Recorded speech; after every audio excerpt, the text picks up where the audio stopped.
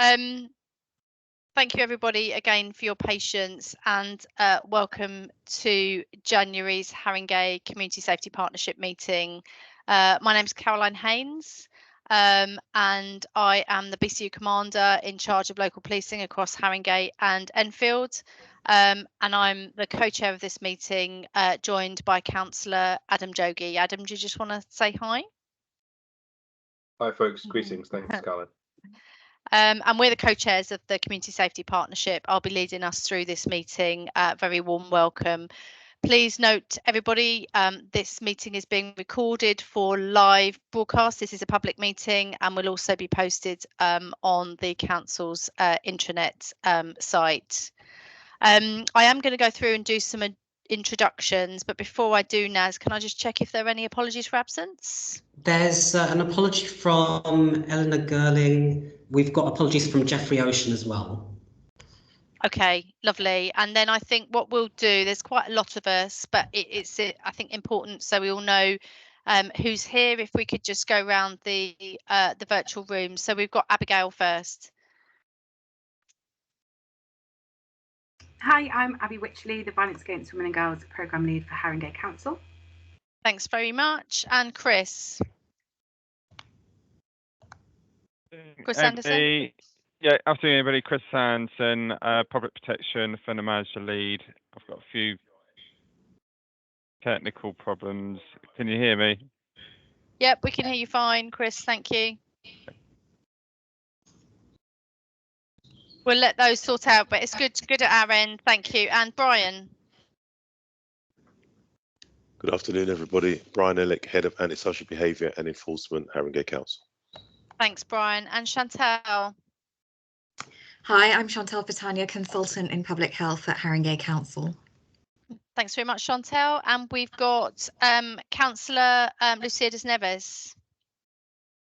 Thanks, Chair. I'm Lucia Das Neves and I'm the Cabinet Member for Health, Social Care and Wellbeing, and of all services sit under me. Thank you very much. And Councillor Zena Brabazon. Hi everybody, I'm Zena Brabazon, Cabinet Member, Children, Schools and Families. Thank you very much. And Youth Justice and all of that stuff. Lovely. Thank you very much. And Hubert. Good afternoon all, Hubert Malcolm, Assistant Director for Stronger and Safer Communities. Good to see you all. Thanks very much, Hubert. And Heather, welcome. Hi everyone, Heather Hutchins, Strategic Lead for Community Safety and Hate Crime at Haringey Council. Thanks very much, Heather. And Jason. Good afternoon, my name is Jason Keane. I'm one of the team managers for Haringey Supported Housing Service. Lovely, thank you very much, Jason. And Joe.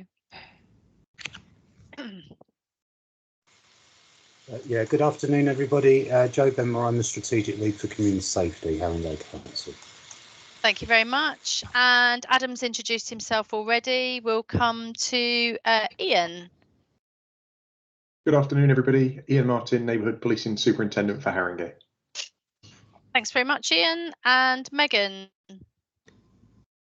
Hi everyone, Megan Dyson, Violence Against Women and Girls Coordinator for Haringey Council. Thanks, Megan. And Monica.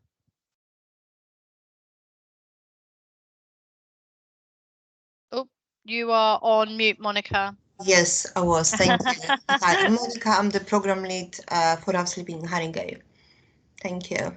Thanks very much, Monica. And Naz? Hello, I'm Nazia Chowdhury. I'm Democratic Services. Thank you very much. And Sandeep. Hi there, afternoon all. Sandy Broker, Intel and Analysis for the Community Safety Team. Thank you very much. And Russell.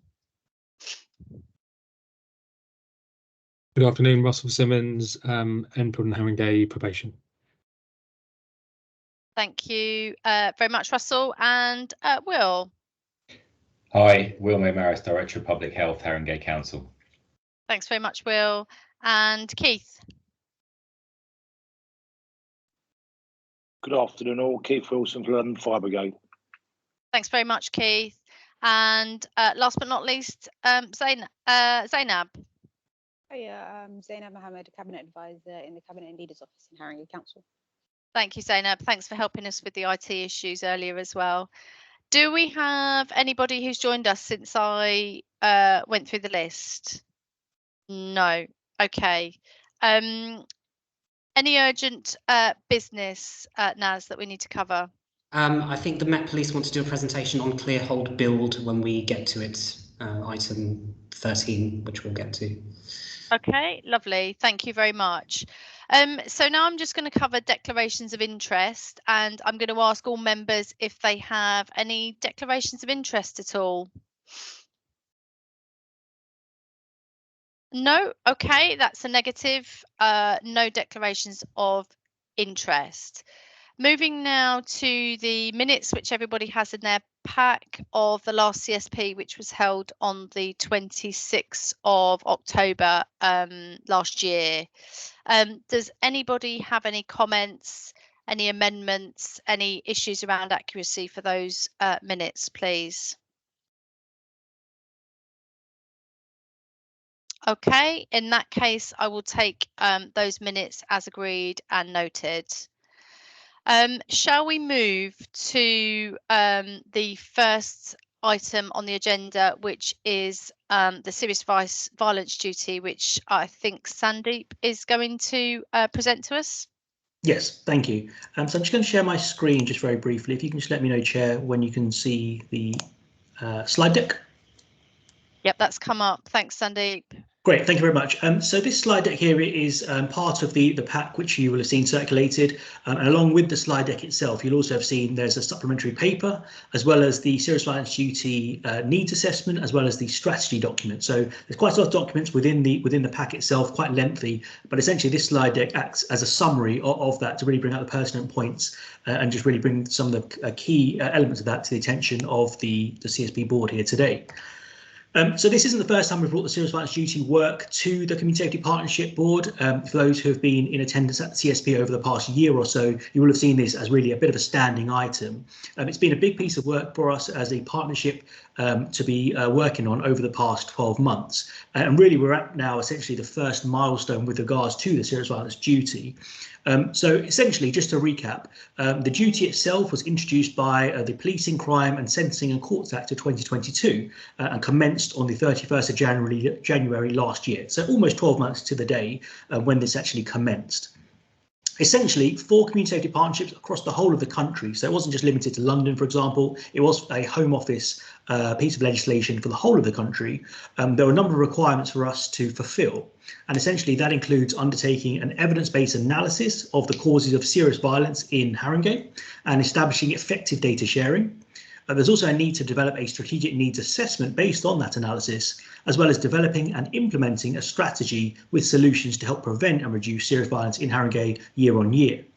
And as you'll see there's a number of what the Home Office call responsible authorities or duty holders for the serious violence duty, which are listed on screen here, which essentially reflects the membership of the Community Safety Partnership Board. But of course, there are other organisations and bodies and partners around the table, as well as these listed here by the Home Office, that also have a key part to play with regards to the serious violence duty. At this stage, I'd just like to thank all colleagues around the table and those who aren't in the meeting for their support and for their assistance in terms of getting us to where we are today with regards to fulfilling these requirements that have been imposed upon us. And I'm just going to go through some of those just in a moment. But just for the purposes of really just to recap, the London guidance for serious violence, when we consider what is within the definition of the serious violence duty, and this has been established by the London Violence Reduction Unit, essentially this encompasses a number of different things, but by and large you can categorise those into three sections. Firstly, violence and exploitation affecting young people aged under the age of 25. Secondly, domestic abuse. And thirdly, sexual violence. So those are the key main remit areas for the serious violence duty. And within the context of those, there's some subsets which are just listed below, which also just really to break down further what some of the key areas of serious violence that are the focus of this duty. So as I mentioned, there were a couple of key requirements, and over the past year, working with colleagues around the table, working with members of your teams, working across the partnership, we have pulled together some deep dive analysis into serious violence across the whole of the borough. In total, you'll have seen within the papers today, there was a 92-page strategic needs assessment document, which covered quite a detailed analysis of violence across Haringey, including some of the key requirements of the Home Office as to what was required within that document.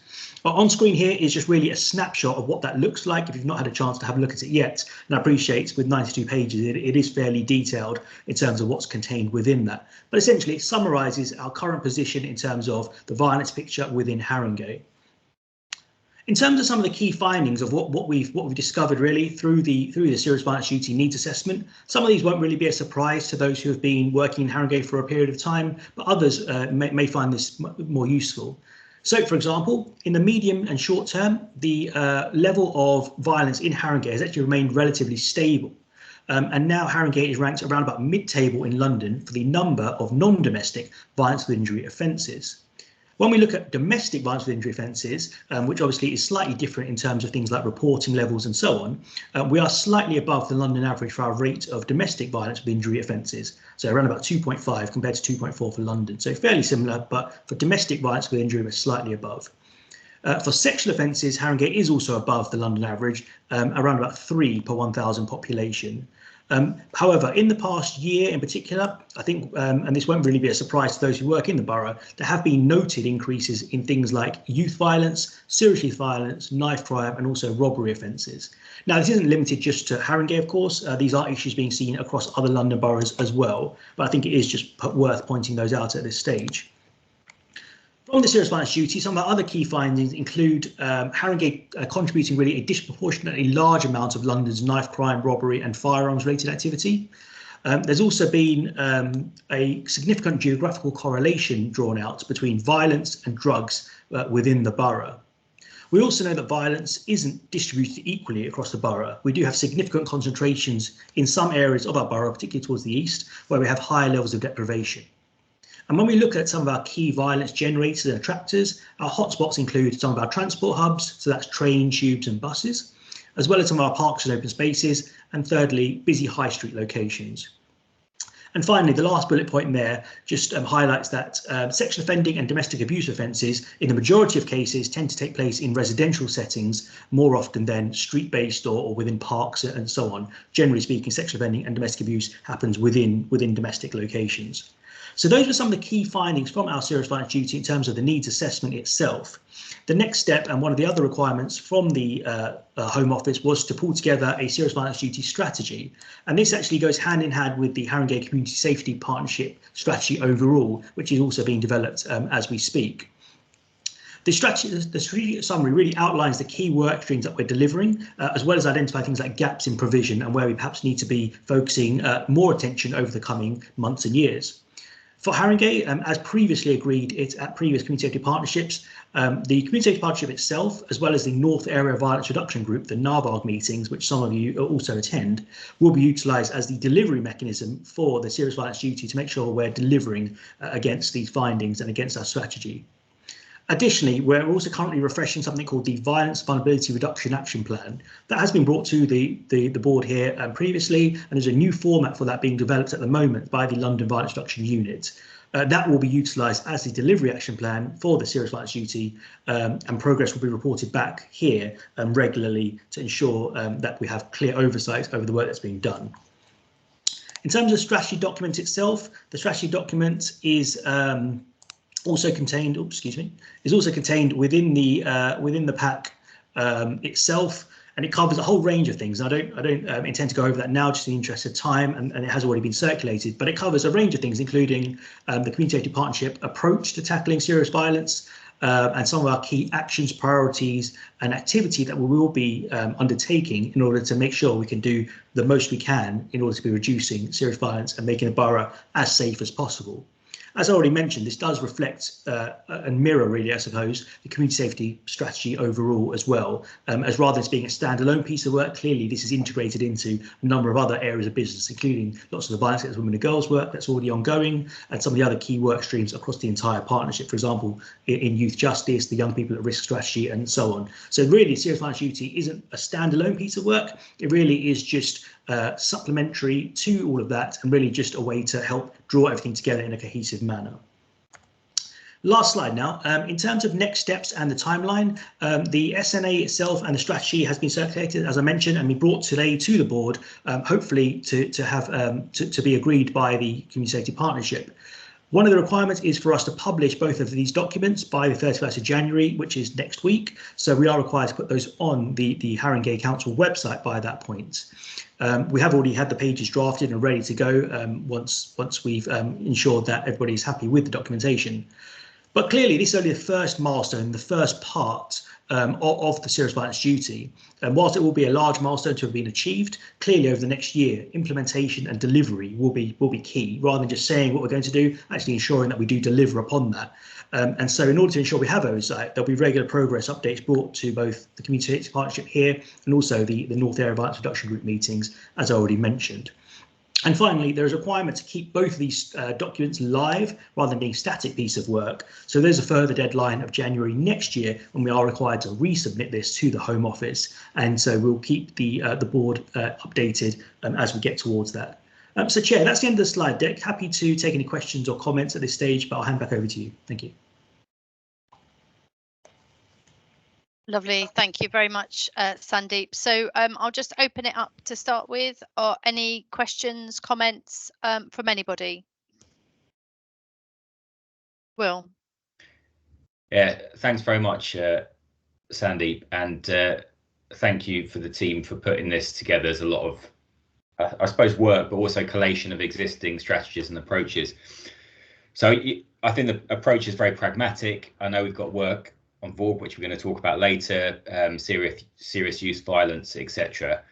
But I just wanted us to assure ourselves that we're not missing any sort of wider themes or issues that we would want to tackle collectively, looking at the sort of more root causes, I guess, of violence in the borough. They may well be covered more specifically in the work we're doing on serious youth violence, for example. Thank you. Thanks, Thank Sandeep. you. Yes, it's a great point, to be honest, Will. No, absolutely. I think the approach that's been taken, particularly by the Home Office and the VRU, I think, is for this first stage, the first iteration, essentially to be kind of almost for us to understand where we are currently. Over the next year, I think we'll be able to refine our needs assessments in particular to understand some of those root cause pieces of work. Essentially, kind of brings us up to date as of now, and then over the next year we'll be looking to update the needs assessments and therefore the delivery plans, and hopefully I think delve into some of those root causes a bit better. I think, you know, particularly as we look to establish this as a core piece of work rather than a new piece of work, that's when we'll be able to get more into the detail of that. But additionally, at the North Area Violence Reduction Group specifically, we do look at some of the root causes, some of the key drivers behind our violence. So hopefully this serious violence duty document kind of sits almost at the top level, and there's lots of hopefully more detailed work below that. And clearly, you know, working with yourselves and with colleagues within public health will be key to making sure we can deliver upon that. Thanks very much, Sandeep. Does anybody else have any questions or anything to raise before I summarise? Oh, yes, so Hubert. Thanks, Chair. Yeah, I just really wanted to express my thanks to Sandeep and the rest of our colleagues for pulling this together. I think this is a live document that will be iterative as we go through the year, and obviously we need to refresh this next year. So it's just a big thanks to Sandeep and colleagues around the table for their support in pulling this together. Talking to my colleagues around London, I don't think they've been as successful as we have, which really shows the depth of the partnership. So thank you very much. Thanks very much, Hubert. And I want to echo that, Sandeep and colleagues, on behalf of all of us, really, because I know there was an immense amount of work that went in over a period of many months. So we're really, really grateful for such a comprehensive document. And I think to your question around do we agree publication, unless anybody has any concern or any amendments that they want to make. And I know Sandeep's desperately hoping there won't be any, because we need to get this signed off and submitted. But unless anybody wants to raise anything now, we will agree both the strategic needs assessment and also the strategy itself, Sandeep, for publication in line with the timescales. So thank you very much for that. And I note as well that the NAVRAG North Area Violence Reduction Group will be the mechanism for that to effectively be delivered. I just wanted to check that's a monthly meeting, isn't it, that one? 6 weekly it meets, Chair. 6 weekly, yeah. So I'm thinking that it would be good, bearing in mind this group oversees the progress against that, for us to have updates at quarterly meetings, just from an output effectively, or the direction, and any obviously reporting by exception around the progress of that, so that we can just keep close to that. Yeah, is that agreed? Yeah, lovely. Okay, great. Anything from anybody else before we move on to the next agenda item? No? Okay, lovely. Thank you very much, Sandeep, for that. Right, we're going to move on now to item 8 on the agenda, and that is the Violence Against Women update from Haringey. And I believe Abby, Megan and Chantel have a presentation. Yeah, thank you. Hi, I'm Chantel Fatania, consultant in public health at Haringey Council, and VORG sits within my portfolio as part of the public health team. So we just wanted to provide a bit of an update on some of the work that we've been doing with our partners across Haringey in relation to VORG. Abby, are you able to share the slides, please? I'm trying to now. Hopefully they're okay. That's fine. So obviously violence against women and girls continues to be a high profile, high priority issue in Haringey. We know that VORG is a global epidemic, so it's highly important. The World Health Organization estimates that 1 in 3 women will experience physical and or sexual violence in their lifetime. So it's a huge problem. And we know that despite what we do know about the issue, it's still largely hidden and largely underreported. We know that abuse can take place regardless of gender, class, income levels, ethnicity, faith, disability, sexuality or age, but we know that there are some people that are at greater risk of some forms of abuse, including those from minoritized backgrounds, disabled women, LGBTQ+, and older people. When we look at the police data on domestic abuse in Haringey, Haringey ranks 12th highest in London for recorded domestic abuse offences. And when we look at the data in a bit more detail, we can see that the highest levels of reporting are in the east of the borough. We also know that despite this is underreported, and we want to encourage more people to seek appropriate support. In England and Wales, 6.8% of domestic abuse reports resulted in a charge, and for sexual offences flagged as domestic abuse, the charge rate was even lower at 3%. So that's very low. Next slide, please. This just gives a bit of a breakdown by ward level, and as you can see, it's in the east of the borough that we have the highest levels of reporting, so particularly around Northumberland Park, Seven Sisters, South Tottenham, Tottenham Central, but we know that it's not happening in the West, and this year we would like to do some more focused work with our partners to raise awareness of issues in the west of the borough, particularly newer things like romance fraud, which might be a more important issue in the West. So we will be calling out to partners during the next few months to try and see what we can do collaboratively in that space. Next slide, please. A bit more around context setting. We know that stalking offences in Haringey were high. There were 3,566 reported between 2021 and 2022. And it's estimated that over 5,000 women in Haringey will have been subjected to stalking in the last 12 months. And we know when we look at the research into the relationships between stalking and homicide, that stalking behaviours were present in 94% of femicides, which is very alarming. When we look at things like honour-based abuse and forced marriages recorded by the police in Haringey, there were fewer than 10. We know that the size of the problem is far greater than that, but the reporting remains very low. And just in terms of sexual violence in Haringey between 2021 and 2022, the rate of sexual offences was 3 per 1,000 of the population, which was the highest across NCL and the same rate as England. Next slide, please. In Haringey, I'm sure many of you have seen this. It's our VAUG strategy. It's a 10-year strategy running from 2016 to 2026. It's available on our website.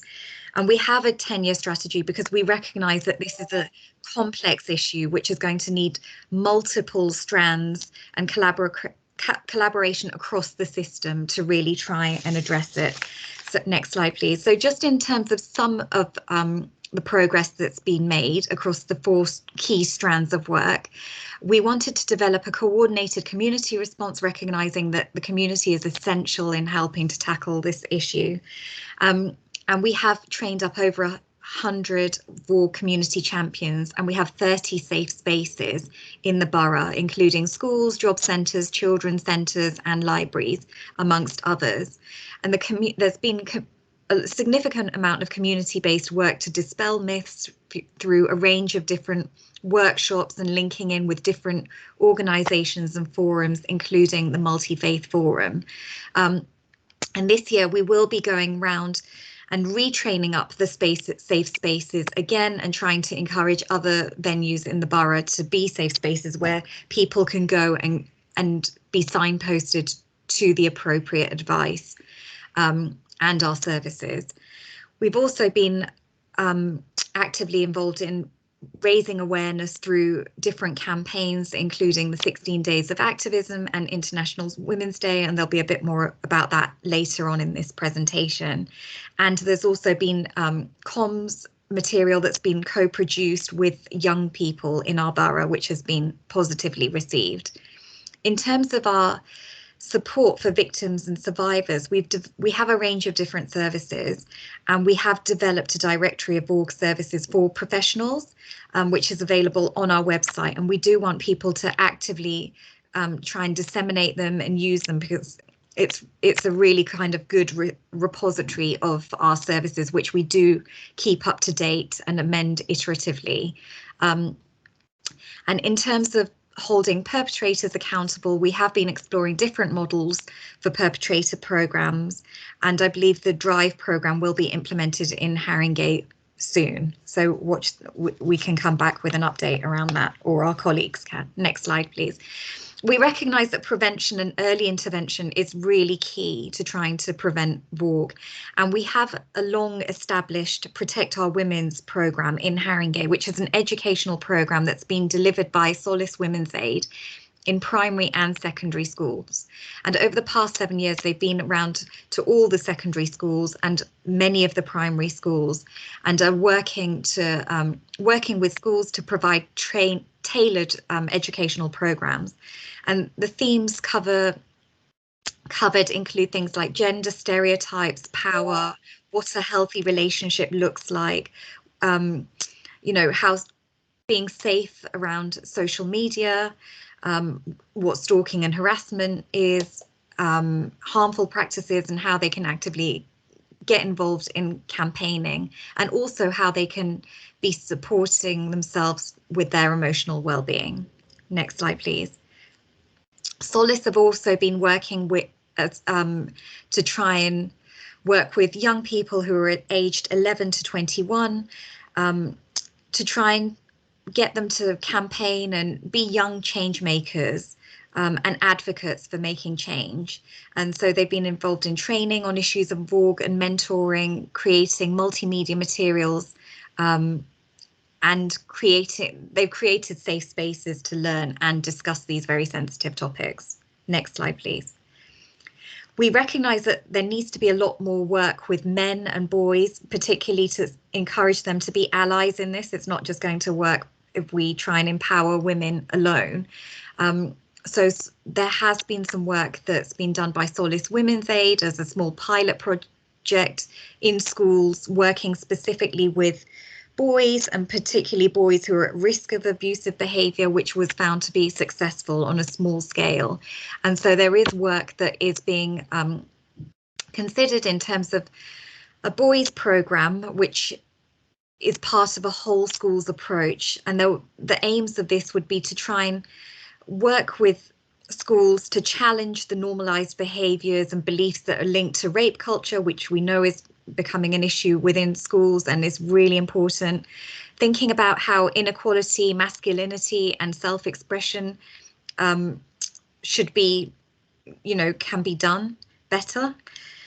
Providing boys and men, young men, with a lifelong toolkit to support them across relationships.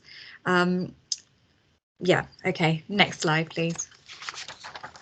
We have a Pioneers Girls programme, which is an after-school programme that works with two cohorts of young women and girls who are aged between the ages of 11 and 14 and 15 and 18. And that's really to try and empower young women and girls in Tottenham Hale and surrounding areas where we know that youth violence and gang cultures are prevalent, and it's trying to prevent the risks of girls and young women getting involved with gangs and violence. And my understanding is that this programme has been doing really well. However, we only have funding until March, so we need to look to see what we can do about that. Next slide, please. We also heard when we've spoken to people in the community that there was a need for a young women and girls independent domestic violence advocate for children and young people. So we commissioned Naya to provide an IDVA service that specialises in working with young women and girls from the ages of 11 to 25. This is a relatively new service. And we know that there's a great need out there, but the service is not reflecting that at the moment. So we would encourage people to please refer into this service, because it is a really good service, which we commissioned because we were able to, and we listened to what our communities and stakeholders were saying. In terms, next slide, please. We also have a culturally integrated family approach to domestic abuse. And this is a programme which is working with 30 perpetrators per year, as well as 21 victims and families through an IDVA for people from minoritised ethnic communities. And there are 4 key strands of work.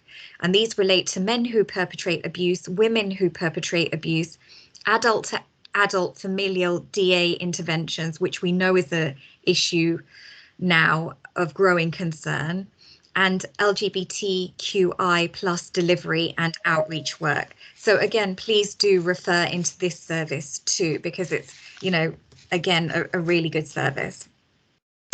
Next slide, please.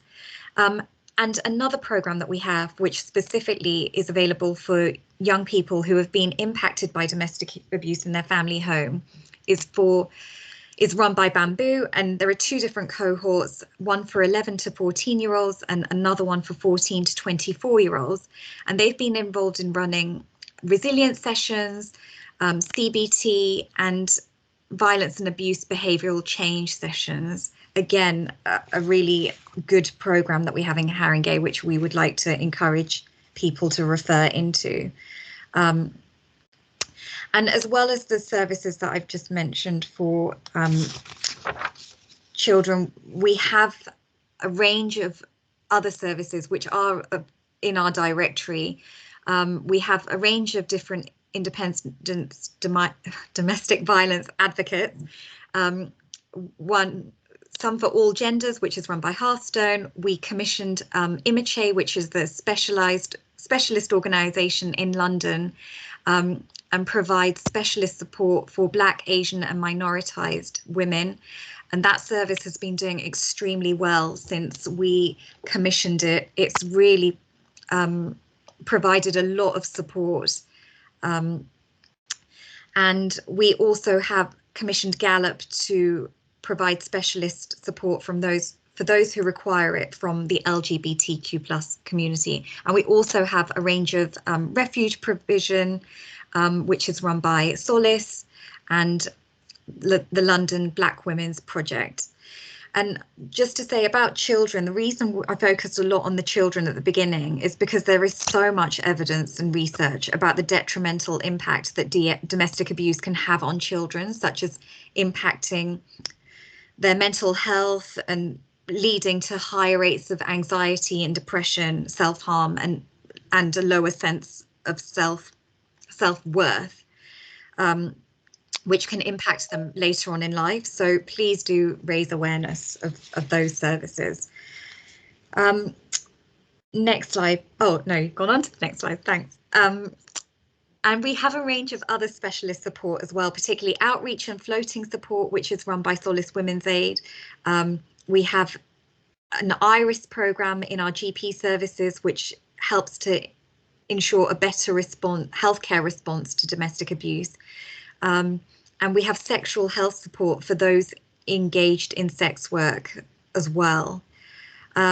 We also have a sexual assault referral centres that people can access soon after an incident, so that they can collect evidence and they can keep the evidence as well in case the victim survivor decides to report the case to the police at a later stage.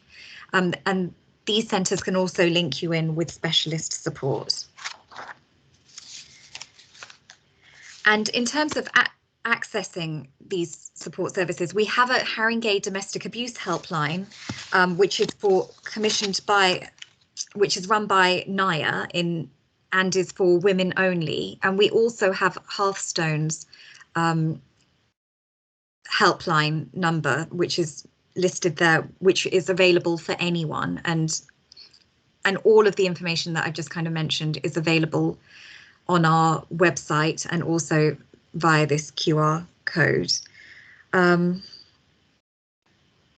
We're in the process, so at the moment we have a range of good services in Haringey. We're in the process of recommissioning our services.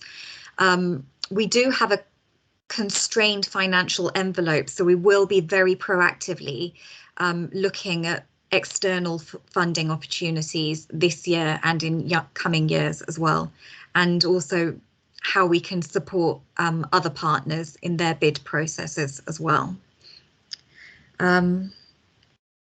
Right, I think that's it from me. I'll hand over to Megan, who's going to talk about some of the work that we've been doing around campaigns, training, and a bit more around our recommissioning and what we found out through our consultation and engagement processes as part of that process. Thanks, Chantal. So in terms of our current work streams and campaigns, the Reframe the Blame video campaign is an example of co-production, being a collaborative effort between Solace Women's Aid, local charity Living Under One Sun, Rank and File Productions, the College of Haringey, Enfield and North East London, and Haringey's own Vogue team. Young people in Haringey helped to design the dialogue, style and delivery of each short film, as well as appearing in the videos themselves. The video campaign centres around a series of 3 videos, each focused on a different group: young women, young men and professionals who work with young people. They seek to reframe the blame, showing young women that they are not at fault for any abuse targeting them, asking boys to be aware of how their own behaviour can be problematic, and appealing to professionals to act swiftly and decisively in the face of warning signs. Next slide, please, Abby.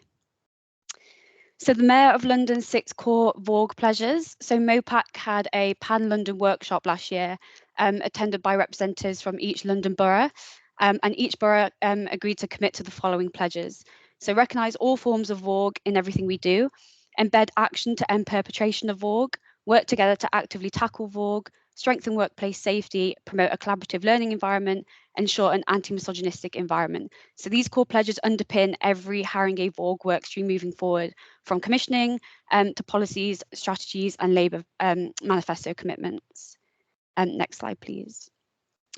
So 16 Days of Activism is a global campaign to raise awareness of violence against women and girls. It starts on November 25th, which is International Day for the Elimination of Vogue, and it runs all the way through to December 10th, which is International Human Rights Day. So in Haringey, our flagship event was the Walk for Women, which is a solidarity march through the borough. It started at George Meehan House, down the High Road, all the way to Duckett's Common, with a number of stops and talks along the way, including Hearthstone, our in-house domestic abuse service, St Michael's Church, where Father Ian spoke about how faith spaces can be safe spaces. The diversity mural on Station Road, where our specialist buy and fall services spoke about how they can support our LGBTQ+ victim survivors and our ethnically minoritized victim survivors. Then Rising Green Youth Club, we heard from our Young Women and Girls IDVA, who spoke on how they help younger people who have been affected by VAWG. And then finally at Duckett's Common, we heard from the Shock Van, who are the sexual health on-call service, who offer holistic support for sex workers. And Lily Labonte from our parks team spoke about how we can make green spaces and parks a safer and more accessible place for women and girls. Next slide, please. So other events for 16 Days of Action included a webinar on gambling harms and domestic abuse delivered by GamCare. So our public health team is doing a lot of work around gambling harms. And so we commissioned this package of training to draw a direct link between gambling harms and domestic abuse and raising awareness about that specific link. We've also found that there is a need for raising awareness of our current VAWG provision and promoting services available to professionals, as a lot of people just simply aren't aware of what we have. So we developed and facilitated an extensive webinar outlining all of our VAWG services offered in the borough.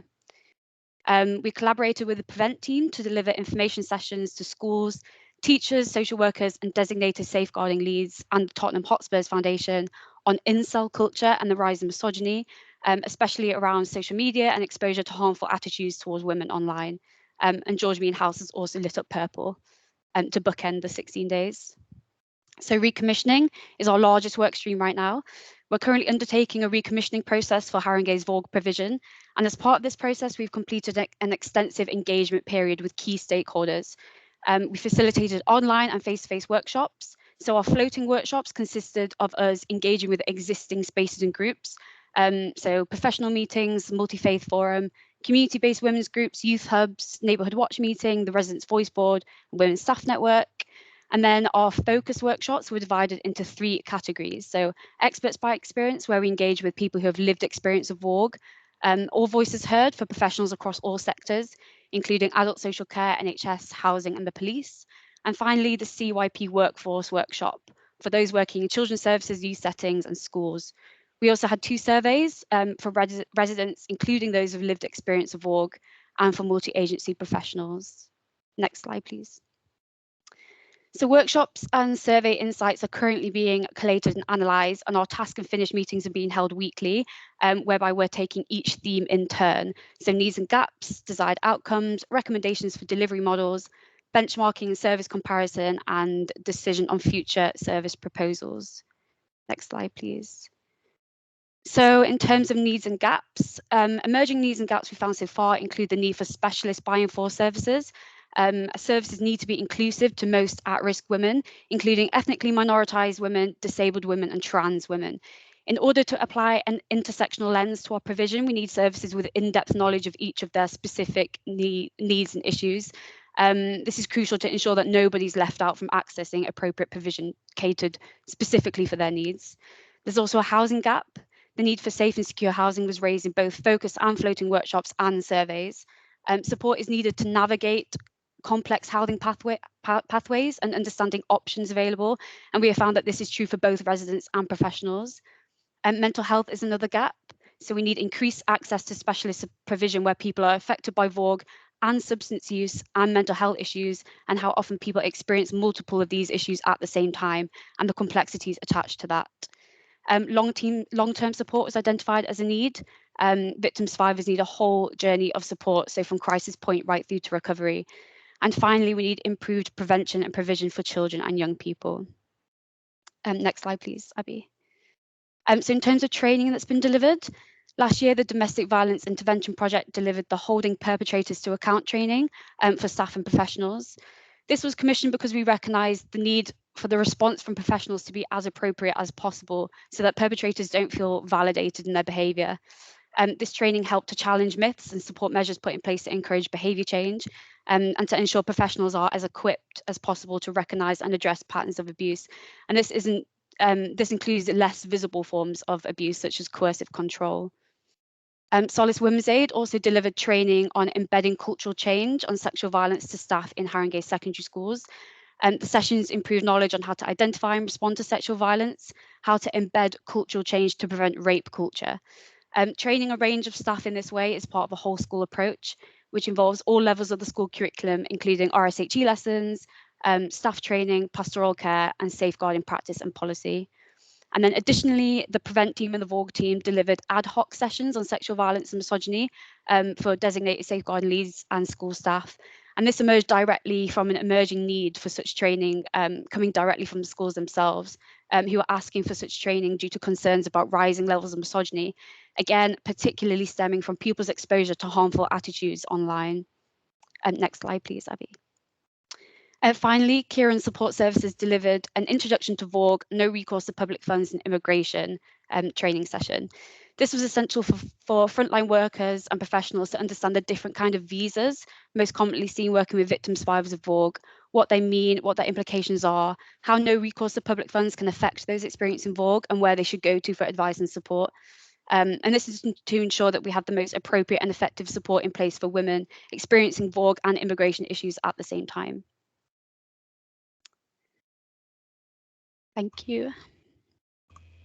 Thank you. So now I'm going to speak briefly to the VAUG commitments in the Labour manifesto. So there are 7 commitments in there to tackle violence against women and girls, right from the environments that enable VAUG to happen in the first place, right through to that prevention and crisis response and recovery. So the first commitment is to improve street lighting and safety, especially around public transport at night. And there's been lots of work going on across the borough to improve street lighting. There's a 2-year programme in place. First year of that is completed, and there have been improvements planned or implemented within Finsbury Park, Duckett's Common and Down Lane Park, including consultations which gather the voices of women and girls as well to improve their sense of safety. In terms of next steps with street lighting, it's that 2nd year of the programme, but also our VAUG team linking in with transport and infrastructure colleagues more closely to really make sure that what's happening is overlapping with the Women's Safety at Night survey findings, and also the findings from other VAUG consultations, so the VAUG questions in the hate crime survey, strategy survey, and what's come through in our recommissioning as well. The second commitment in the manifesto is around putting women at the heart of designing public spaces. So parks, transport hubs, where they currently feel the least safe, and there is so much work going on around this within the council. At the point we've actually got a working group for safer parks for girls and women. So women and girls really are central in parks projects, in engagement for strategies, in consideration of themes at the Park Summit last September. There's work going on to make sure that women and girls can get safely to and from sports areas after dark, about making sure that multi-use gaming areas and sports programs are accessible and also interesting to women, and making sure that the main entrances around Finsbury Park are well lit and safe to access as well. In terms of next steps, again, this is a lot of ongoing work. So making sure that there's consideration of safer toilets in the toilet strategy, again, more lighting, safer entrances and exits. And there are plans to establish a young women's network as well for the co-design of parks and green spaces.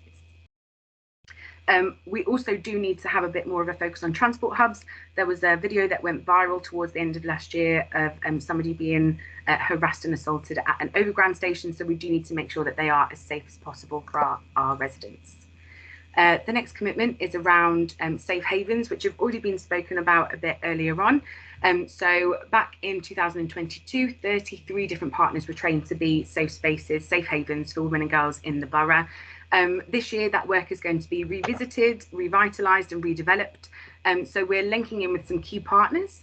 One of those is Father Ian, who's the Area Dean for Haringey with the Church of England. He spoke on our Walk for Women. So we're linking in, as Meg said, to make faith safe spaces, because we know that faith, for people of faith, those spaces are really important for them, and it's important that they get the right response from churches. We're also linking in with Tottenham Hotspurs, who are the first Premier League in London to sign the Mayor's Women's Safety at Night Charter. So we'll be working to get lots of safe spaces around the stadium, and we'll be linking in with them to try and tap into the Spurs resources. There'll be access to e-learning, hopefully, for Safe Haven partners. This one's a big one, but the development of targeted and inclusive support services particularly buy and for services. And this is an area, as you've seen from the work, what Chantel and Meg said earlier, we're doing really well in Haringey in terms of buy and for services, and that's come through really strongly in our recommissioning, and that's something we can be proud of, and we need to try and maintain that. So again, it's that provision of buy and for services, but also the innovation that we've got going on as well, particularly around on-street sex workers and the provision of independent sexual violence advisors within sexual health settings, which is commissioned by Public Health within the council. So within the recommissioning, we've been figuring out what we've got that's working well, what are our gaps, and our next steps are to design and implement that pathway of support around for those experiencing VAUG in the borough and those using abusive behaviours within the borough, and figuring out how we can best join it all up, which links us on to our next commitment, which is providing more holistic support for women victims of abuse, right from early intervention and crisis response through to recovery. And early intervention really does start with primary prevention. So those awareness raising campaigns where we name abusive behaviours and make sure that residents know that these aren't okay, through to kind of the relationship, sex and health education curriculum implementation from primary school through to secondary school, that crisis response and recovery. So like Chantel spoke about, we've got a number of prevention initiatives already, and we're just making sure that everything is sufficient and sufficiently joined up. We are linking in with the contextual safeguarding working group, so we're trying to help support schools and guide them to respond safely and supportively, whether their pupils or parents are experiencing VAUG. And we're considering how to ensure that the workforce across Haringey is trained up to recognise domestic abuse and to know how to respond safely and supportively, and where to signpost or refer onto, which again links to the next manifesto commitment of ensuring that all Haringey staff are trained to recognise the signs of abuse and intervene early. So like Meg said, we've had a number of multi-agency training sessions on in response to identified needs. And now what we're looking to do is figure out how we can embed this a bit better. So we're looking to develop multi-agency workforce training with the Haringey Safeguarding Children's Partnership in response to identified needs from the multi-agency practice week. So we're looking to develop training around coercive control. We're also going to be linking with internal learning and development colleagues to quality assure a potential new domestic abuse e-learning module and figure out how to really embed this into all Haringey staff's induction. And then the final commitment is to run awareness raising campaigns which are aimed at holding perpetrators to account. So as you've heard, we have comprehensive comms work around the 16 days and other key things like International Women's Day, Women's History Month. And what we're looking to do hopefully this year is to have a campaign that focuses on people using abusive behaviours, which ties in with the Euros in June and July, just to really again put the onus on the people who are using abusive behaviours, but also to ensure that they know that there is help and support out there for them as well, because there absolutely is. And we're hoping to do a walk for women again this year in another area of the borough. Final slide from me. So other current work streams, obviously there's lots going on all the time, we're all incredibly busy. So next steps are to plan for International Women's Day, which is on the 8th of March. We're looking to have a training session with an organisation called Sign Health, who are a specialist service for people who are deaf and hard of hearing. They're native British sign language speakers. So we're looking to have professionals training on domestic abuse in deaf communities, and also trying to hopefully get some community learning and any deaf residents groups that we are able to get in touch with. We're having our annual planning session in February, where we'll be planning all of the work over the next year, and we're looking to take another look at the Haringey domestic abuse policy, check how that's working in practice, how we can fortify it, and how we can support line managers to support their colleagues. And then are there any questions for us? Lovely. Thank you very much, ladies, for that really thorough and very informative presentation. So much work going on, I know. I'm just conscious of our time. I will open it up for questions in a minute, but and also because of this IT issue, we started a bit late. And I know on the agenda there are no specific timings for different items, but I just, if you don't mind, I just wanted to just check with Chris, who's coming up next. Chris, can you let me know how long you were prepared to talk for? It's about 15 minutes. 15, yep. And Bev, I know you've just joined us. Good afternoon. You're talking about the joint targeted inspection, I believe. Hi. Just in terms of your slot, Bev, could you just tell me how long you were prepared to speak for? 10 minutes or for 10 minutes. 12 minutes, yeah. Lovely. And likewise the same for Ian. I haven't seen your presentation. I can cut down. I can do 5 to 10 minutes. Okay, lovely. That's great. And then Megan, we've got a closed item from you at the end, just to make sure I get time for that. How long is that item for? We'll probably need about 10-15 minutes for that. 10-15. Okay, lovely. I do apologise for sort of breaking the flow of that presentation. It's just that I wanted to make sure that we didn't completely run out of time. So thank you, everybody. If we could come to any questions at all. We do have probably about 5 minutes if we need to. So Brian, do you want to come in? Thank you, Chair. Really informative presentation. Really enjoyed it. Thank you. Just a question about, and excuse me, I've got a bit of a frog in my throat. A question about the online. Excuse me. Just a question about the online. How young people are viewing some of these issues online, and how this piece of work looks to tackle some of that. I saw the video that you said that's going to be used, but is there any additional work? Because I know a lot of this behaviour that we're seeing is normalised online, and that's a space that is quite difficult to sort of manage in terms of some of the images and narrative that's coming out. And I'm just wondering how much more work is planned to try and see if we can sort of tackle some of that narrative. Excuse me. Go on, Abby. Okay. So in terms of what's planned, it's kind of responsive. So rather than having anything kind of ready to go already, it's responsive to needs. So I know that Meg's been working a lot with the Prevent team, who are linking with schools and delivering training around this, kind of like as and when it's highlighted as a need. It is something that we need to consider more broadly. So there was a recent report from Women's Aid called Influences and Attitudes, which was really, really interesting and found a really strong correlation between those who consume misogynistic content online and those who accept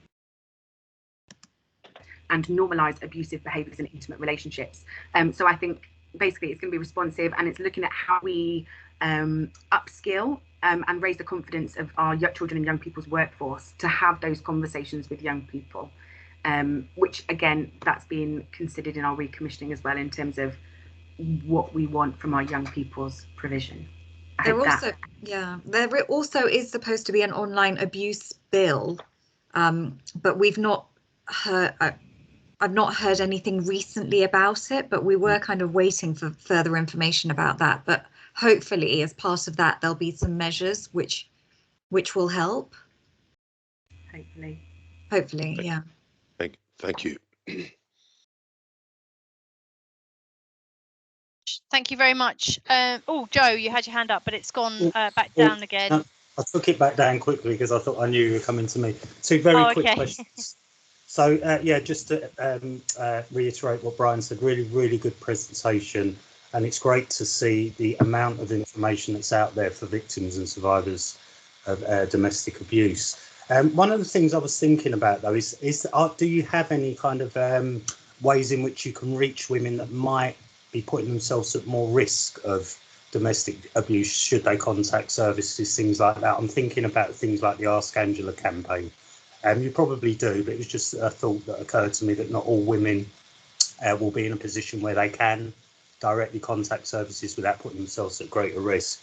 And the other quick question was around minoritised groups, faith groups, etc. Do you have that kind of reach into those groups to raise awareness about the law around domestic abuse in the UK and how minoritised groups are able to access services that meet their cultural needs? Sorry, I know they're quite long questions. You don't have to answer them now. Apologies. I mean, I think somehow we have got good reach within the ethnic minority communities because our Imache service is really exceeding what we originally commissioned them to do. So somehow, I think through the awareness raising initiatives that we've managed to do, and also the fact that there was a big identified need, there is really good awareness of that service in particular in Haringey at the moment. What was your other question? Sorry. It's around support for women and girls affected by VORG who can't necessarily access support safely. Yeah. Go jump in. No, I was going to say, I think Chris has got an initiative that actually addresses that one that he's probably going to talk about. Yeah. And I think, yeah, so I might leave that one with Chris, if that's okay. Lovely. And I will just take, sorry, Joe, to cut across you. I'm just conscious of our time. I will take the last two questions, but then move on. And Councillor Lucidas Neves. Thank you. Thanks, Caroline. Really quickly, I just wanted to acknowledge also that was a really great presentation. Thank you, team. But also to acknowledge that you've been doing quite a lot of work with the Victims Commissioner, and that we had a representative from the Victims Commissioner on our walk. And I don't think that happens everywhere. I think it's a recognition of the work and the attention that is being given to matters in Haringey. But it's also very positive because it, as Abby and Chantelle were always telling me, it's very hard to get funding. But when the Victims Commission is very related to us and understands what we're doing, it strengthens that position when there are little pots to apply for, because it is a little piecemeal. So I just wanted to include that because I think it's important to acknowledge it. Thank you so much. And if we move to Heather finally. Oh yeah, just a quick one from me. Again, just reiterate, brilliant presentation with lots of information. As you know, the results of the sort of community safety and hate crime consultation, a lot of the lived experiences that were coming out from women of survivors of domestic abuse were potentially sort of low-level criminal activity, low-level that maybe the women wouldn't necessarily think to report. So just wondering if there's any sort of plan to either hold a public awareness campaign on that low level sort of on-street sexual harassment or catcalling, or if there's any sort of going to be any engagement to encourage women or any processes put in place to encourage women to still report that sort of stuff, even if they think it's not worth it or they don't necessarily understand the perpetrator, or if they just think it's, you know, part of their normal life. Yeah, thanks, Heather. That's a really, really important issue. We've, as Abby mentioned, we've got a VORG planning meeting early in February. So we'll be looking at the findings more specifically and trying to work out what we can tangibly do around that. And also it'll be something that we consider quite strongly, very strongly as part of our recommissioning. It's something that we've talked about. And, you know, we realise that that is a highly prevalent kind of issue, and what can we tangibly do? So we'll be looking at kind of the results findings from Haringey and also what is known within the wider literature about what can be done, and then triangulating that to try and come up with some solutions. Maybe that's also a really good opportunity to link back in with the hate crime strategy and the community safety strategy. Yeah, definitely. We'll pull you into that for sure. Yeah, lovely. Cheers. Lovely. Thank you so much for that, Heather. Okay, so can we move on to Chris now? And Chris, apologies because we have run significantly. We've still got quite a lot to cover before 4 o'clock. So could I limit you to 10 minutes on your presentation, please? I know it's a big ask because there's a lot to talk about in the police space as well. Yeah, no problem at all. Right, hopefully this is coming off. I did try to set it up earlier and it didn't quite work. So hopefully you can see that, okay? Okay, so tackling violence against women and girls. So our strategy is based around the action plan that was released and recommissioned in December, and that was following feedback and response to those community events, which I know many attended and were part of. So just kind of quickly going through the various areas in relation to the action plan. So it's in essence, it's about improving our engagement, to listen to the feedback and concerns of our communities, to help shape not just the action plan as it's been set out, but as ongoing commitments to ensure that we are responding to the needs of our community. So the kind of highlights here are that we've had a massive investment in public protection in terms of resources. So we've seen a significant increase in our investigation teams and at some of the highest levels that we've seen for a substantial amount of time, which means that we can investigate the crime, the domestic abuse better, and obviously support victims and safeguard and pursue our perpetrators. We have seen significant improvements in terms of the number of rape cases that have been charged and put through to the courts. We're also well into our well-established system of using data to really focus not just our investigations, but also targeting, and I'll talk about that later on, and really using the data to sort of drive our activity, making sure we're focused in the right areas, and that also includes our sort of patrolling of the safer spaces and all the work that's done there, which also I'll refer to later on. There's been increases around key areas such as stalking, child abuse, and also we recognise a key element is our internal culture. So there's been massive improvements there to rebuild trust and confidence with not only with our staff but also the communities in the culture that's within the Met, which is really key. And then obviously listening to the experiences of our victim survivors as well. So the 3 pillars are build trust and confidence, relentless pursuit of perpetrators, and safer spaces. So I've just sort of referred to it, so I've skimmed past this, but yeah, in essence, it's tackling sexism and misogyny within the Met.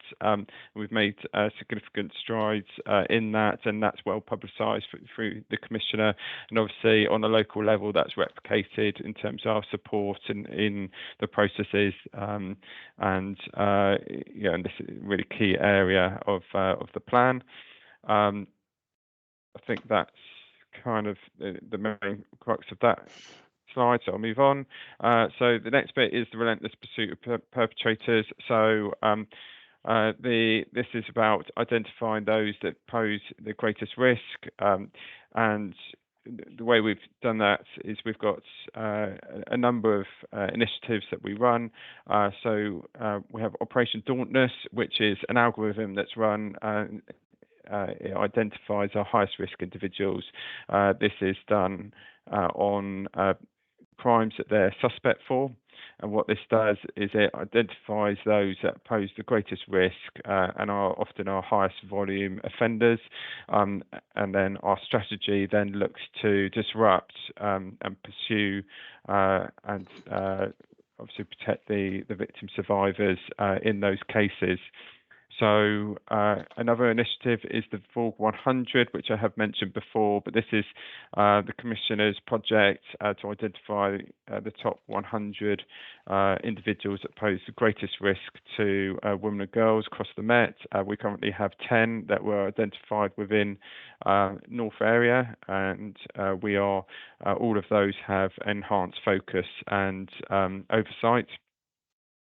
And then we also use going back to the data, use of better data. So we have various portals now that enable us to again look at patterns, identify link series, and look at where we need to focus.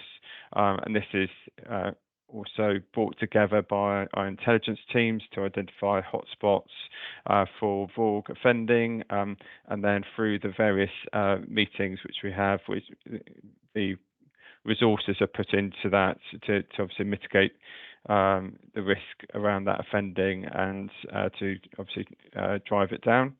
Then as a key part of this is we have a whole network of SMEs who cover different areas of offending, different areas of VAUG investigations, and they provide advice going forward on how we should respond to individual cases, which is really welcome, and that's a Pan London network.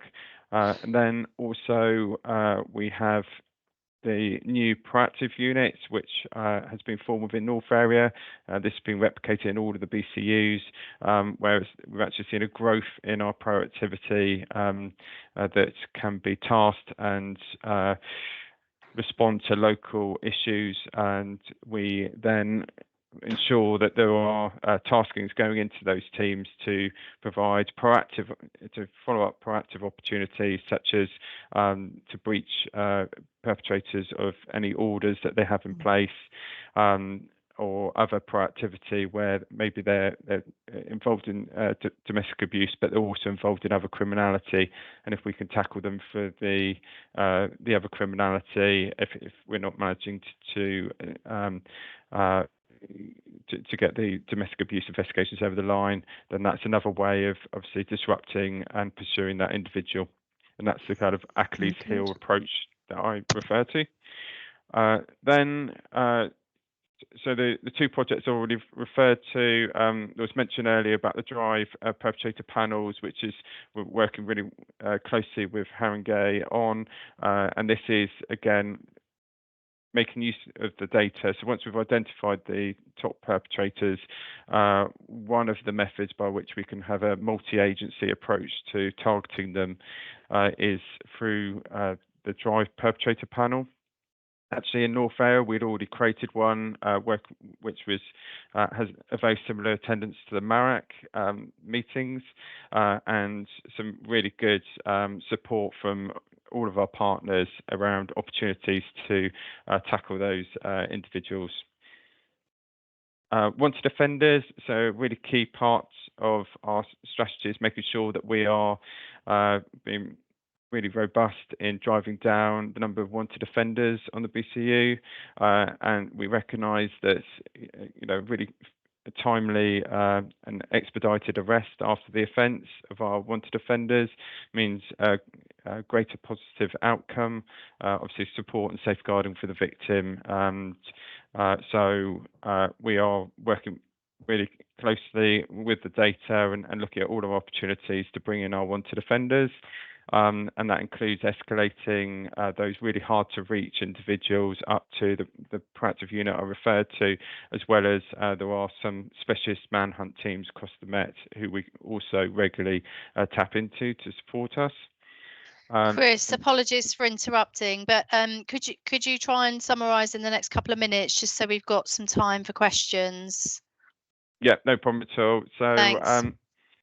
I'll speed up a bit. Apologies. So the risk management unit, which sits within is a specialist team that look at various orders. So there's a list of, I believe this has gone out in the pack, so I maybe don't need to go through it in the same detail. They secure a number of orders for our perpetrators. And that includes Clare's law disclosures, family law disclosures, and various other safeguards. Then we go on to the policing of the safer spaces. I know Jonathan is online, but because of time, I'm happy to continue unless you want to sort of come in, Jonathan. We have a number of initiatives that are sort of pan-London initiatives which sit within our VORG action plan. So we've got the Walk and Talk scheme, which is, you can see there, the 6 walk and talks conducted in the BCU per month. Project Vigilant, which looks at those hotspot areas where you have specially trained individuals spotting perpetrators, and then a team to go and engage with them. And then you have Operona, which is very similar, but for the nighttime economy, again, looking at those telltale behaviours of perpetrators in our hotspot areas. Street Safe, which was referred to earlier. So there's lots of engagement around Street Safe. That's obviously an opportunity for communities to feed in any areas that they feel unsafe, so that we can then respond to that data. Some good news stories here, which I don't have time to go through, but a key stat there is where there's been a 50% reduction in sexual offences reported in Wood Green following the Project Vigilant patrols and the various engagement in that area. And the last one was Op Gwen, which was referred to earlier. So that's an initiative where the partnerships team go out to schools. So they've got commitment to go to all secondary schools in the area and obviously raise awareness of vulgar offending and all the various support and routes and reassurance around reporting offences.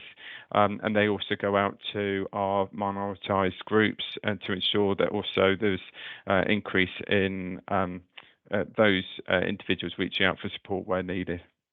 Lovely. Thank you very much, Chris. And sorry to rush you through that, and Jonathan, not to give you any sort of particular time, but we do have a couple of minutes for questions. Oh, and I've managed to put my hand out. Councillor Nevis, do you want to go ahead? Thank you. Thanks, Chair. And thanks, Chris, for that. I think there's some really reassuring things within there, actually. And I was going to say that I think we should do a few more walk and talks with councillors. You know, I did one a while ago. I'd quite like to do one, and perhaps we should look at some other wards or ward councillors, particularly, well, anyone, all councillors, but particularly female councillors might want to do those with you. But I suppose I also want to thank you, but I'm going to bring it up, and you'll probably know what I'm going to bring up, which is, I think with that pillar 1 and that building trust, I think we've still got a bit of a way to go, obviously. And there's so much to do, but I do have slight concern about these lower level crimes that build, that affect how women experience and live every day. And so you know that and I'm pretty sure you will have intervened in the case in Bounds Green of a man who is indecently exposing himself. And I raise it because what worries me about it is that it was a year ago that something first happened, and then we went on to see some more occurrences, and what's brilliant is that, you know, through probably your intervention and others, we've seen that person arrested, and it may not be pursued, I understand, by the CPS, but at the very least he's been spoken to and it's been attended to, and women can feel safer, feel that it's been addressed to that person and that they've been understood and listened to. But what worries me is we might have looked at doing something about that a little earlier, and some of those women might not have had those more recent experiences. So it's a little, and I know for some it's a gateway crime, others not so, and there are lots of discussions about that, but it's just about how we increase that feeling of safety for women, and how we increase that belief that they'll be listened to and that something's done. And I have to be honest, I got involved, and I happened to just live really near where it all happened and see what was going on on a WhatsApp group. And I think it's pretty frightening when you're a woman and a man lives in your road and is doing things in your road. I think it's I'm quite surprised by the level that someone would take risk. I wouldn't have thought that would happen. So I just want some reassurance, I suppose, that we are looking at those small things that might feel small, especially when you've all got so much on your plate, but to increase that women's feeling of safety and addressing things before they progress. Thank you. Can I bring Chris in? Yeah.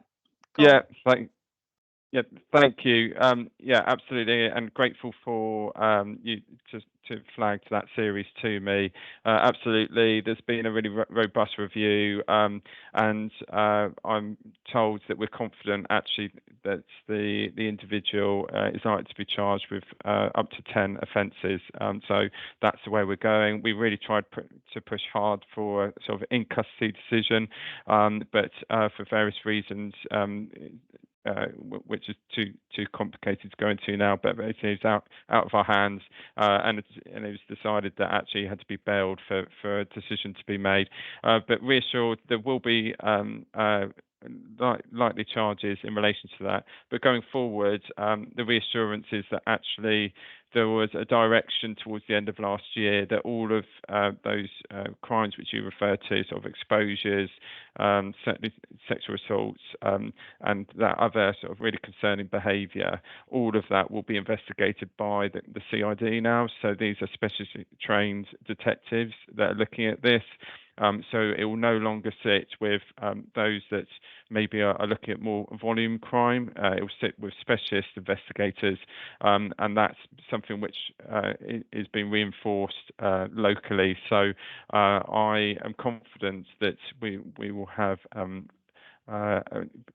we will avoid a repeat, and we do have a lot of oversight around links series as well.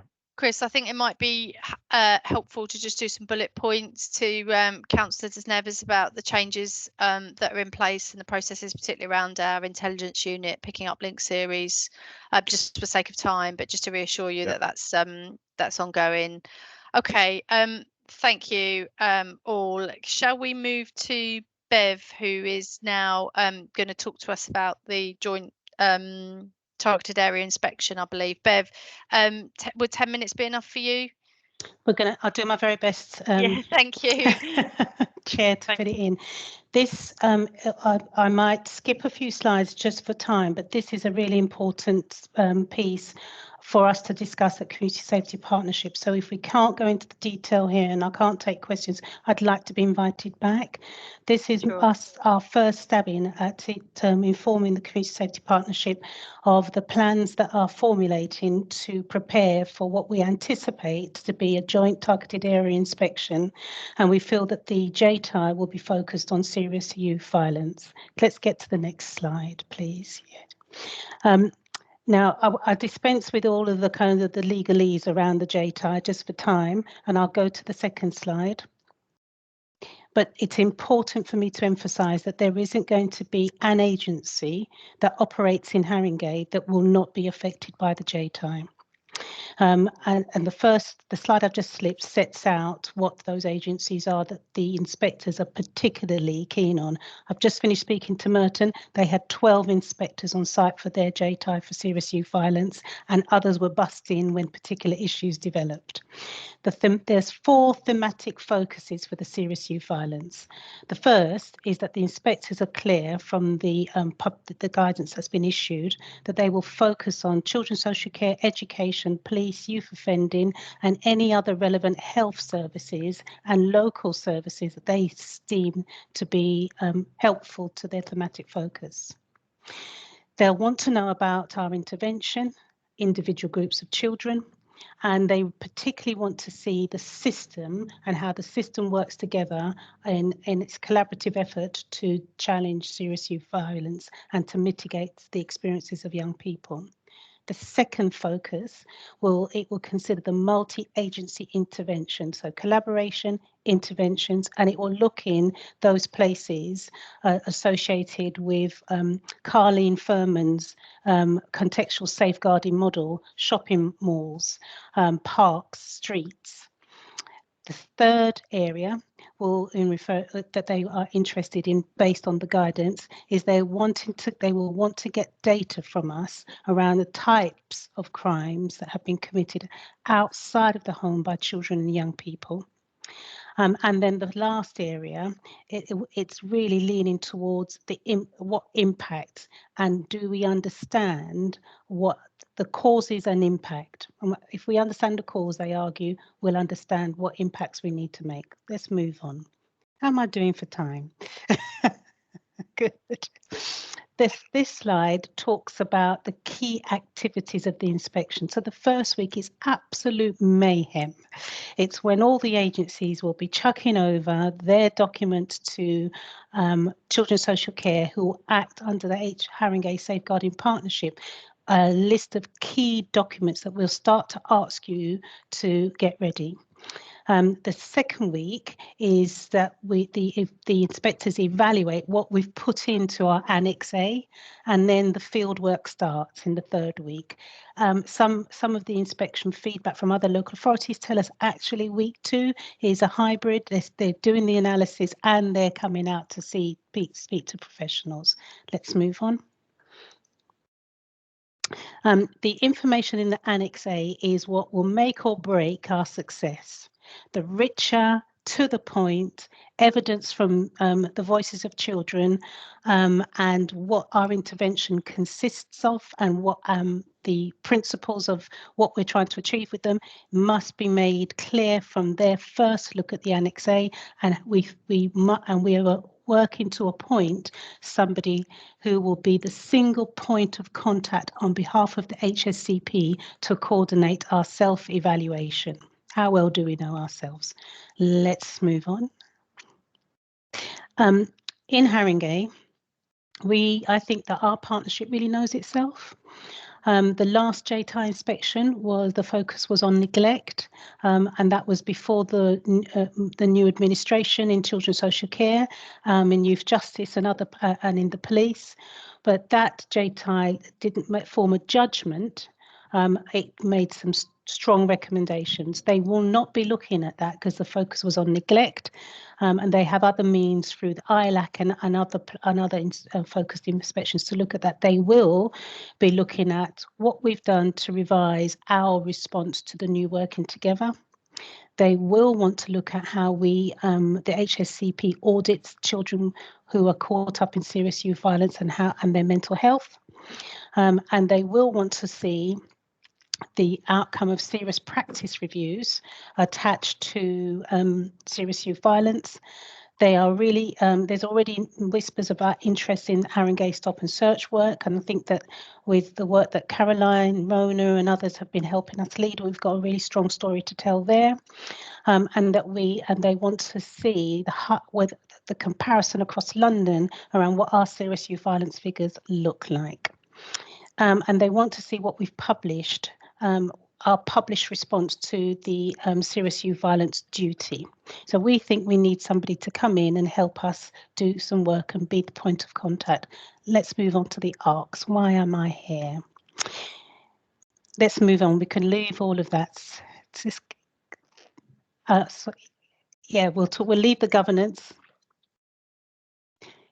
Thank you, Yolanda. I know I'm not easy to work with when I'm going at paces like that, but I hope I'm getting the key points across.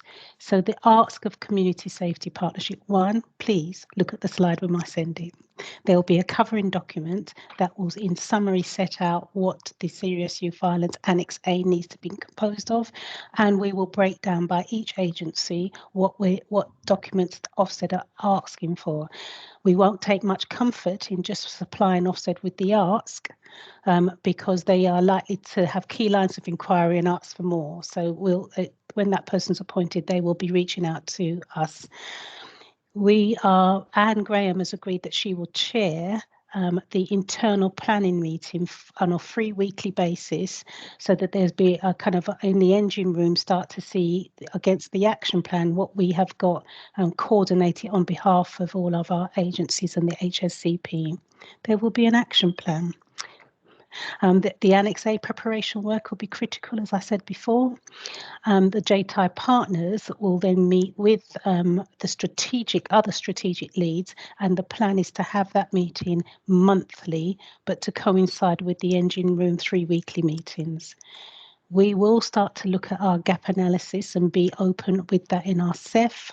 And we will tally this work with the Youth at Risk Action Plan. I think we've got a very strong Youth at Risk Action Plan. The conference is next week, and we'll develop and use that as a central place to gather more information, particularly on the voices of young people.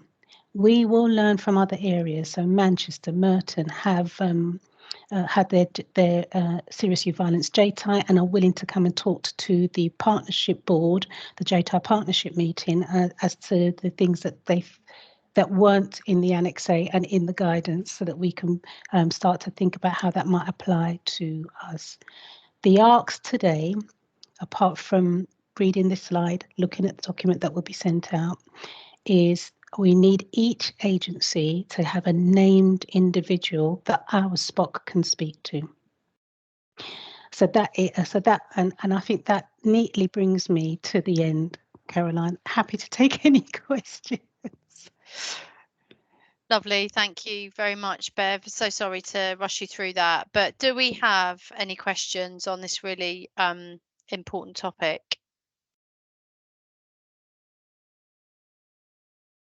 Looks like Will's typing, but I don't think there's a question. Is there from anybody? No. Okay. Thank you, Bev. We haven't had those slides in the pack, so if they could be circulated, and obviously we all undertake to read those. And in terms of the point of contact, is that direct to yourself, or will that all be clear from the email? Yeah, so I think that what we need is for each agency, there's a window up until the 5th of February to have internal discussions within your agencies, and email me your single point of contacts, please. And then the overarching lead for the JTI will contact your persons. And then if it could be on your DMG agendas within the council structure and other agency structures, that would be incredibly helpful, because we need a point in which we can come and talk to you regularly. And we're anticipating a JTI for serious youth violence, maybe early summer. Lovely. Thank you very much, Bev. Really appreciate that. Okay, right, shall we move on to the next agenda item, which I think is Ian, to talk to us about Clear Hold Build. Ian, 5 to 10 minutes, if that's okay, and just want to introduce Ian, for those who haven't met him yet, as the new superintendent leading Haringey neighbourhoods. So welcome Ian to your first meeting. Thank you, Mom. Thank you, everybody. Great to be here. I'm totally mindful of time, so I will keep this short. Can I just double check everybody can see that? Okay, fantastic. Thank you. So I'm here to talk to you about Clear Hold Build. I don't know whether you would have heard of that terminology beforehand or not. I've cut down the presentation, so hopefully I'll explain everything, but please ask some questions or contact me outside of that. And I'm here to ask also for your participation as leaders across the Community Safety Partnership. So Clear Hold Build is a national programme supported by the Home Office, which is adopted by the Metropolitan Police in a number of areas. There are previous examples throughout the UK, which I'm sure we can talk about on another occasion. And it's about working together as a community to deliver improvements in safety and tackling serious and organised crime. But serious and organised crime isn't necessarily about guns and knives. It is all the way through to antisocial behaviour, domestic abuse, violence against women and girls, and all those other areas which are the behaviours of serious and organised criminals. So as you can see on the slide there, the purpose behind it is to strengthen and build communities, and we can only do that by working together across a partnership. This isn't just a police-led approach. Moving through, Clear Hold Build by its very name has 3 phases. There is quite a strict terminology around that, but actually what we're looking to do is to soften that. I understand that it doesn't necessarily fit overly well in relation to some of the work that goes on in communities. So for instance, one of the areas that we're working on Clear Hold Build is at Finsbury Park, and the community have named that Love Finsbury Park. So we're looking, as we develop this, to not necessarily use the CHB phrase. In relation to the activities, Clear is mostly police-led. It's about dealing with organised criminals, using arrest civil orders, and really taking those individuals out of the area. Hold, in summary, is about making sure that nobody fills that vacuum, because what can so often happen is that when you go to arrest individuals and you take them out of the situation, other people can fill that and try and take over. And Build is predominantly about working with the community to actually make the area a more inviting place, a safer community, and to give people new fresh hopes in relation to it. Moving through, this slide just summarises some of the benefits of Clear, Hold, Build. I'll let you read those there, just mindful of the time there. There are a significant number of benefits. Ultimately, this is about public safety. This is about building better communities for a long-term vision. This isn't a quick fix to things. This slide just indicates how police and partners work together. At the very beginning, as I said, it's predominantly a police-led approach in relation to some of the arrests and enforcement that goes on. However, that can only work successfully if we work with the community, private, voluntary, statutory partners who are able to work with the police, and as the police step away from some of that work through Hold and Build, actually be able to deliver and make changes for the long term. So that's a bit of a summary around Clear, Hold, Build. Just for information around Haringey, because this is a Haringey specific obviously meeting, this is the site of the Northumberland Park Clear, Hold, Build site that's ongoing. There are 6 sites across the Metropolitan Police, and as I say, a number of previous examples across the UK. There is work already underway in relation to this at the end of last year around the Clear phase. And as we move through into Hold and Build specifically, it's really important to me to make sure that we have the right governance and performance management and groups set up in relation to it. So I wanted to bring this here today to make sure that you're all cited on it, and to ask for your support, really, for gold representatives, for want of a better phrase, to support me in relation to delivering that. I will, obviously, recognising that this is only a short presentation, make contact with you outside of the meeting, but it's to put your thinking caps on around that. It's about understanding how each of your partnerships can work together to make sure that we deliver for Clear, Hold, Build in the future. So I have cut out a few slides and whizzed through, but there we go. Hope that assists and everybody can understand that. Thank you. Thanks very much, Ian. And I take it you'll be able to circulate the full sort of pack to members outside. Absolutely, yes. Yep, yeah, absolutely. Thank you. And questions from anybody? Brian. Thank you and welcome mine as Haringey. So I'm familiar with the Clear, Hold, Build because I've met with the gentleman, I can't remember his name now. Well, I was at the presentation in Finsbury Park, and I've done the walkabouts in Northumberland Park. So, and both areas will come under my portfolio in terms of ASB and enforcement. You mentioned about the police being predominantly involved in the Clear and then moving away as it goes into the Hold and the Build. But I just wanted to sort of explore how much away will they be, how much of a presence will they maintain throughout those 3 phases, particularly when it comes to, excuse me, ensuring that although the Hold might be around what we're doing with the community and sometimes the design of the specific area, we may need to explore funding opportunities, and I'm aware that the police has that opportunity to, within various operations, to have funding opportunities, whether it be for designing that crime or installing cameras or signage and a variety of things. So I just wanted to, I think I know the answer, but I just wanted to reassure, if you could reassure us that the police are we are committed for the long haul to coin. That's no problem. We are committed to working through Clear, Hold and Build phases. I think the slide may misrepresent it, or I apologise if I've miscommunicated it. It's just the increasing amount of community work compared to the police, say, in the Build phase, but there will always be support there from the police, because actually as a partnership we need to make sure that we're working together. It's just about maybe who takes the lead in some of those areas, or the balance of work that's in that. Thanks very much. Thank you. Right, take the 2 hands up, and then we will move to the next item. So Councillor De Sneves again, do you want to come in?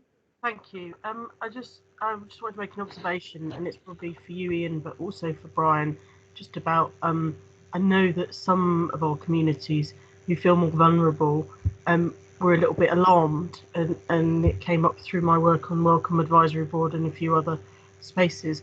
So I'm really heartened to hear about Love Finsbury Park and how that, perhaps, how it's being placed with the community. But I just think there might be a little bit of work to do with some of those other communities, Brian, that we know really well in Tottenham, just to make sure that, especially those who are minoritized and feel disadvantaged often by a lot of what's going on, that they feel that this is something that's going to support and really help the community.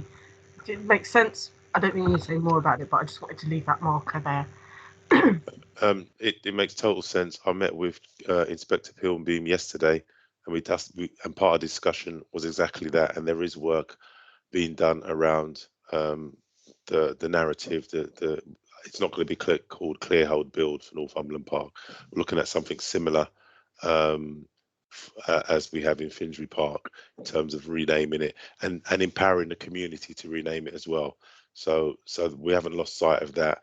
I think that has come out very clear that, this is a partnership. This isn't, we've got all the ideas and we're going to bulldoze our way in with the police and expect to resolve everything. This is about ensuring that the most vulnerable people are given that support, and that's at the forefront, while ensuring, obviously, those criminal activities are dealt with. Thank you both. Hubert and then Beverly before we close this part of the meeting. Thanks, Chair. I just really wanted to emphasise the point. This obviously 2 in Haringey. We've got Finsbury Park that is mentioned, and we've got Northumberland Park. But the key to this is really how we work in partnership. So it's a really big shout for all members of the CSP and our links with community members about really supporting this initiative, because that's the only way it's going to be successful. And obviously I'm working very closely with colleagues around the table, Met colleagues, to make this a success as possible. Thank you. Thanks for your support, Hubert. And finally, Bev. Just an offer. If there's anything that you think we can do to help you with the communications with the schools in that area, don't hesitate to ask us. That's very kind. Thank you. Thank you, everybody. Lovely. Okay, thank you all. And I think in terms of the standard agenda items, that concludes those items. We do have one closed item, I believe, Naz, which is excluded for the purposes of live streaming and also public availability, just primarily because of if you could read the little paragraph. Yeah. So I've got something to read, which is exclusion to the press and public. So we've got an item coming up subject to a motion to exclude the press and public from the meeting as it contains exempt information as defined in section 100A of the Local Government Act 1972, as amended by section 12A of the Local Government Act 1985, namely information relating to an individual, in particular likely to reveal the identity of an individual, and that's why this item is closed. So thank you for those who are joining us from the public, and I think we're now closing the recording of this meeting. Yeah, that's correct. Just